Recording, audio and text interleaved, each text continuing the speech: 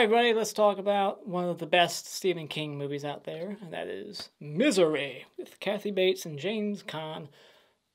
This movie is awesome. I've only seen this movie twice, believe it or not. I watched it a couple years ago for the first time, and watched it a second time for this review, and it's still fantastic.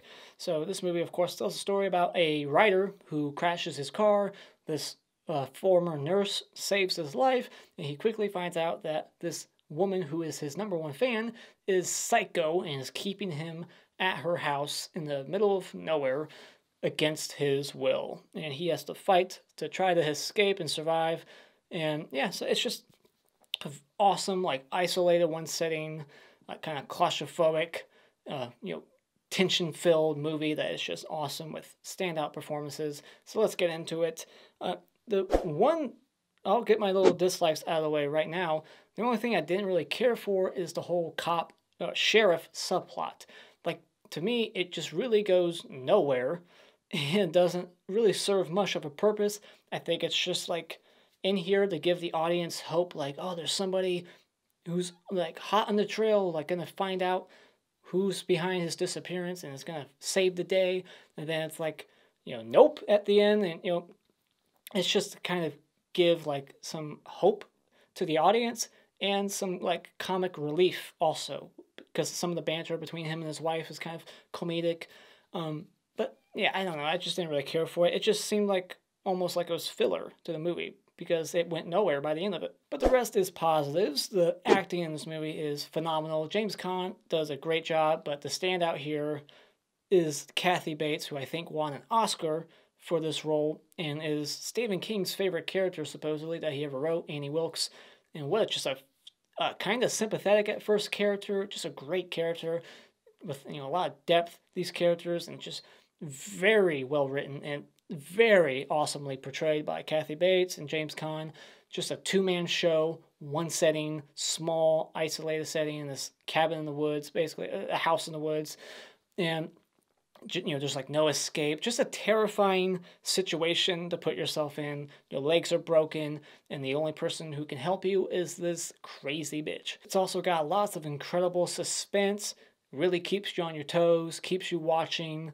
Even though it's all one setting, it never gets boring or stale or tedious. Like, it's just a very greatly directed movie by Rob Reiner, who said that he was very influenced by Alfred Hitchcock. I think the writing is just fantastic. The suspense, the characters, the acting. It's just across the board, firing on all cylinders. Just a phenomenal movie that has hardly any flaws in it. So final thoughts, I think this is not only Rob Reiner's best movie, if you ask me, and I think it's Stephen King's best movie. It's just fantastic. It's got hardly any flaws. So when it comes to Misery, if you haven't checked out this classic, you need to, because to me, I think it's a freaking masterpiece. Alright, spoiler discussion. Riding a Mustang, a 1965 Mustang, on those roads, in those conditions, of course you're gonna crash. Have you ever driven a sports car in the winter? I have a sports car. Sports tires are terrible, so I'm not surprised that he fell off that cliff. The effects on his legs are great. I mean, his legs look jacked up. They're swollen, twice the size. It's gnarly looking, so that was pretty hard to look at. And the sheriff, he's basically a dinosaur. It seems like in every movie you watch, especially horror, the sheriff is either really overweight or they're really old. One thing I do have to question is, would she, and I think she would she kill James Caan still, like hold his character hostage had she not read the book? Like, she reads the book, and when she finds out that Misery dies, that's what really sets her off. Makes her even more batshit crazy. But if he said, no, you can't read it, and she didn't read it, would she still keep him there? Maybe. I'm thinking she would, because when we find out later on that she used to kill fucking babies and shit. Yeah, she's psycho. She's crazy. She's lonely and isolated out there. She ain't got no one to love her. She's obsessed, possessive, a bitch, and crazy. So I'm thinking she probably still would have done everything she does in this movie, for the most part. But I kind of had a question in the moment, like, if he had made a different decision here and said, no, you can't read the book, and she didn't read it, would she still do what she does? But I'm thinking she would. We get a full moon shot. We always get full moon shots in horror movies, and we get the classic line, "You dirty birdie, you dirty bird." That's just one of the most quotable lines in this movie, and I say it from time to time in my personal life. And then she starts like burning his book on like the grill, and man, that would just be tough to see, like to put like so much hours into that, your heart and soul just pouring into that script. You're satisfied with what you've created there, and then she just takes it and makes you burn it. That would just suck. But he only needed to burn the last chapter. I don't know if she only gave him the last chapter to burn, but it looked like she was giving him the entire book to burn. But she was only upset with the last chapter. Like, she was like, I'm 300 pages in. It's fantastic. Oh, it's more than great. But then she has him burn the entire fucking thing. Like, he just had to rewrite the last, like, chapter, and that's it. You know, but whatever. And when she gives him that pencil, if it was me, I would have tried at some point to use that pencil on her jugular. That's what I would have done, at least. So, I mean, he is smart. He's, like, planting the pills in the bed, trying to, you know, build enough of it and, you know, get enough pills in there to one day, hopefully, have her OD. And when that doesn't work, and when they're having that dinner, and she, like, hits the candle, and it, like, spills her wine, and that look on his face, oh, it's devastating. No, God!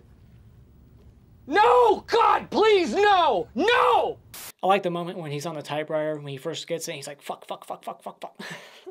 That was pretty funny. And she goes into this big speech, another iconic moment about, like, how there was this one play that ignored events the next week. Like, they changed something in the story, and she stood up in the theater and was like, he didn't get out of the cock-a-doodle car.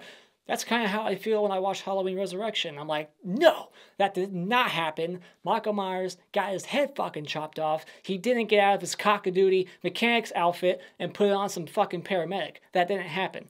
That's how I feel about that movie. They should make a Misery prequel with Liberace, because she talks about how much she loves him. Maybe Liberace is in her basement. So then the cop wants to read all the Misery novels. There's like 8 of them. And they're like this thick. You know, they're like hundreds of pages. It's like Harry Potter novels, or, you know, Stephen King, really, because his books are always fucking lengthy, lots of description and detail. They're very thick novels, like over 500 pages each. And he reads that shit in like a month. It would take me a year, at least, to read all those books, especially with my schedule and whatnot. Like, this guy, really, he read all 8 books. I think by the end of the movie, from beginning to end, I think it's like 5 weeks, they say, right? And when did he start reading those books? Like, really? It would take so long to read all those books. And it's the one, like, plot convenience in the movie where he just so happens to read one line in in the book. He writes that line down, like it's so important. And then later on, he goes to the library, he sees that quote from Annie Wilkes in the paper, and it's the one line that he wrote from the book. Like, it's a little convenient, don't you think? But whatever, like, they could have had him find out some other way, a little bit more clever, more believable, but it's whatever. It doesn't hurt to film that much. She has an autographed photo of James Caan's character, Paul Sheldon, so that means at one point they met, right? Like, he signed that photo for her, or did she buy it off of eBay? eBay didn't exist in 1990, so they met at one point, so I'm surprised he didn't recognize her, but I guess you wouldn't recognize one of a million fans you're signing pictures for. But when I saw that picture, it made me think, like, well, at some point they probably met before, and he signed that picture for her. I love when he's, like, working out with the typewriter. It's like a typewriter dumbbell, trying to build up his strength to strangle this bitch. And then we get, like, the whole kind of cliche scrapbook. Like, for some reason, serial killers in movies, they always love to, like, have their trophies in a scrapbook. You know, like, all the newspaper clippings, they're so proud of it. It just seems like a cliche, especially nowadays, but even in 1990, like, there's always the scrapbook. There's like, oh, all my crimes, it's here for anyone to see if they break in and they can look at it. Why did his knife make that sound when he pulls it out? You know that sound that knives make in movies when they take it out of, like, the knife holder and he goes ching, you know, like it's coming out of a sheath? It does that when he pulls it out of his, like, sling, it hit out of the cloth. It just ting, like, it wouldn't make that noise. Then we get the most iconic scene from this movie, and that is the hobbling scene. I believe in the book, I've never read it, but I remember hearing at one point that it was done differently. Like maybe she sawed his legs off or took an axe, something, but they changed it for the movie so that it would be more presentable on TV. They didn't want to get in trouble with the MPAA, so they went this route instead with the hobbling. And oh my god, that is terrifying. Like you see the one leg like bend. It looks great. It's like blink and you miss it. It's not on screen for too long. They cut away just in time, and it's on screen long enough to make you wince. And it's so fucked up when she finishes the second leg and she's just like, God, I love you. So then the cop shows up and he gets blasted away as soon as he gets there. Like, oh, Mr. Sheldon? And so yeah, there goes that storyline. Nowhere, went nowhere. He's dead. He didn't provide anything to help Sheldon out. He didn't like give him an exit vehicle or anything. He didn't do much. He's just like, hi, Mr. Sheldon. He gets blown away. And I love when he's burning her book. So it's like karma, because that wasn't his book he was writing. That was hers. You know, that was her misery that he was writing. And he takes it, he burns it. Like, how's it feel, motherfucker? And then he takes like all the burning ashes and is like stuffing it down her throat. Like, eat it, you sick, twisted fuck. So cathartic. You're like, yeah, get her.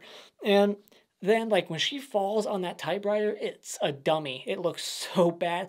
It's only like a second, but I think maybe they should have shot from a different angle or maybe cut maybe a few frames out of that. Because when that head hits that typewriter, it's almost like laugh out loud bad. Like, oh my god, that's clearly not Kathy Bates. And I don't really like that she came back for one last scare. Again, that's kind of a trope. You know, you think they're dead, but then they're like, oh, one more time. Like, no, it was more poetic that she got killed with the typewriter that she gifted him. That he took that and bashed her head, and then she fell on it, and that's what killed her. You know, you think. That would have been a much better death for Kathy Bates' character, Wilkes. Her falling on the typewriter, not him taking a pig statue thing and hitting her in the head with that. It should have just been the other one. You didn't need the extra scare, the extra suspenseful moment there. Nothing. No, that was just added on and didn't really need to be there. You don't see this a lot in movies. We get to see the aftermath of this situation and what it's done to him mentally. Like, it's been 18 months and he still sees her face on all these different women. Like, this waiter comes up and he sees her face and she comes up like, I'm your #1 fan. And he's like, ugh, yeah. Like, he hates to hear that now. And it's just a great ending. You know, we see like it's, you know, it's PTSD for him. It's fucked him up and he's probably not going to get over it ever. You don't ever really get to see that. But that's the end of the movie. Those are my thoughts. What did you think about this Rob Reiner, Stephen King classic? Let me know in the comments below. What's your favorite Stephen King movie? Let me know. And as always, if you like what you've seen here, you can hit this like button and become a subscriber today just by clicking on my cartoon face in about 5 seconds. And until next time, auf Wiedersehen.